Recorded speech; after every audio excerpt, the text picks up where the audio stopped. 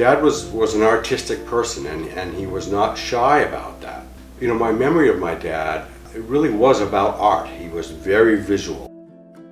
He was born in New York, in Brooklyn, New York, Sheepshead Bay actually. Being sort of artistically minded, he ended up going to the Pratt Institute, which is a sort of a famous art school in New York. And at some point, the U.S. Army was beginning a recruitment process through the art schools. And they came and they spoke, and that they were looking for particular soldiers that were artistically inclined. And I think that was something that caught my dad's attention, and he enlisted shortly thereafter. And the next thing you knew, he was going to boot camp in the South. I think it was in Tennessee, as I recall. And then they ended up beginning their sort of European theater of operations. They started at Walton Hall in Stratford-upon-Avon in England, where they set up the trials around this equipment, the specialty equipment, the techniques. But I think it all started, he was in art school, and we have a lot of his drawings about, that he got involved with literally designing clothing and draperies and furniture setups in a room. And it went from that to inflatable tanks and wooden frameworks with large draperies of camouflage. I remember him telling us that they would spend days building a wooden structure that looked like a row of trucks or tanks, then cover it with a large canopy with leaves and colored materials to make it camouflaged. Then what they would do, after all that effort, take one shiny gas can and accidentally leave it outside of that camouflage structure, so that the enemy aircraft that might be surveilling overhead would spot that. The secrecy of this was of paramount importance. They were trying techniques that hadn't been tried before, and the idea was to take a relatively small group of soldiers and give the impression that they were a large group of soldiers, perhaps an entire division. And to do that, they would be extremely mobile and have things like inflatable tanks and other techniques to set up on a hillside. From a distance, it would look as though there was a row of tanks mounted on this hillside. And I remember Dad talking about, he couldn't talk much about it, and he wouldn't talk much about it, but he would tell us occasional stories just for the laugh, where they would spend an entire day building campfires along hillsides and along a river that no one was going to be sitting at later on, and they would light them as the light went down, and then there would be recordings of men talking and laughing and while they ate or whatever around these fires, and nobody there. It was just a few of them kind of keeping watch of things. And so the idea was to allow the enemy to believe there was a large division there, move their armaments there and prepare for something there instead of what was really happening.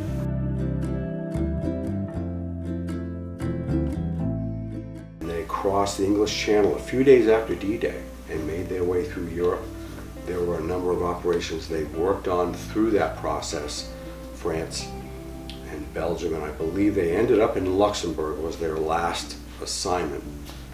And I think that was probably the most successful one, as I recall, that involved tricking the enemy into where the U.S. was crossing the river.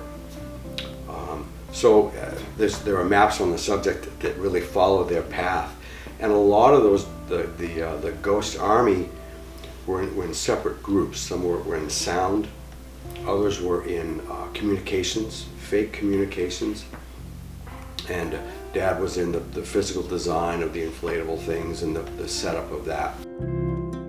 I remember him telling us that they would get into their Jeeps and trucks. They only had a few, but they would ride through Luxembourg or some of the other small towns nearby and go out the other end of town, change the insignias on the vehicles, come back around and go through again, and they would notice people standing against buildings making notes of how many trucks were coming through. So that was part of the process.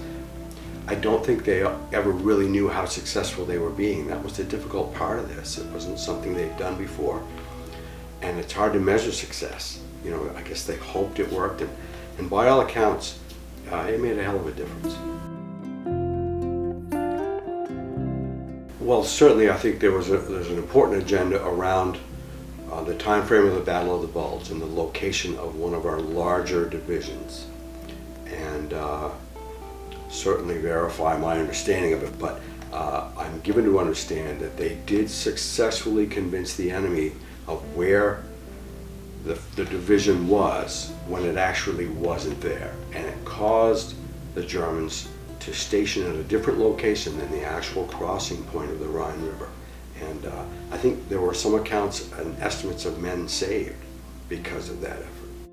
One of the things that sort of struck me as I was looking kind of through paperwork, his mother died less than a year after he joined the Army. They were very close. He was the only child.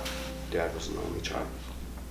And his mom got sick and died within a year after joining, and he was away. And I think that hit him really hard. So the idea of the loneliness, being an only child and then being sent away and dealing with that, I think you could read that in some of his letters home.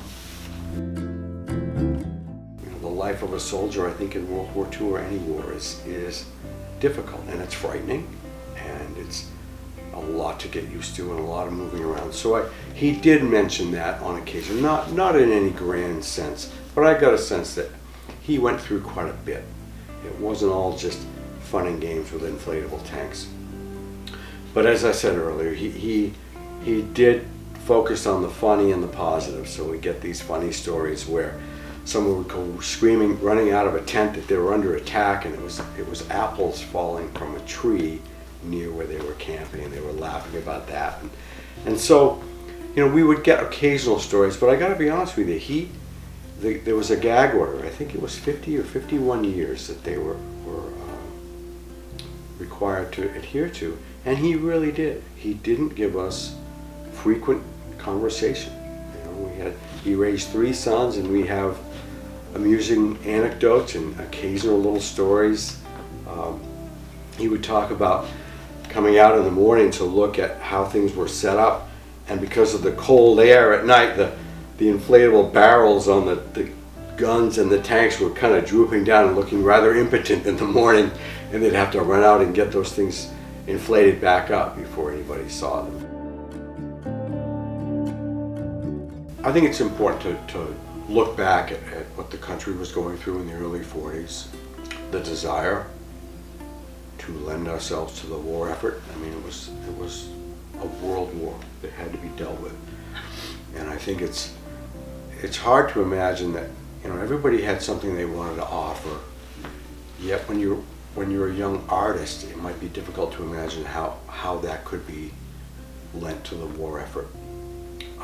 And I think it's amazing that Dad found that niche, and the timing came together,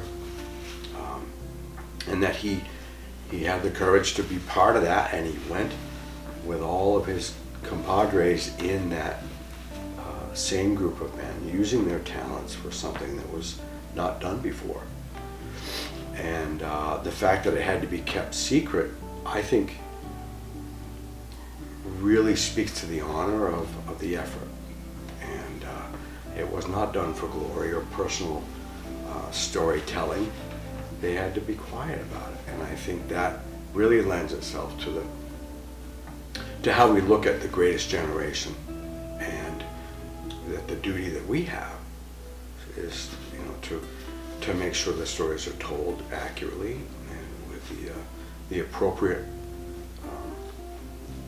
visibility. And I really do appreciate Rick Beyer and his effort, and all the others who are willing to help tell the story and to bring it to light. You know, the importance of history is here, and the appreciation for their effort, I think, it's essential that we show that.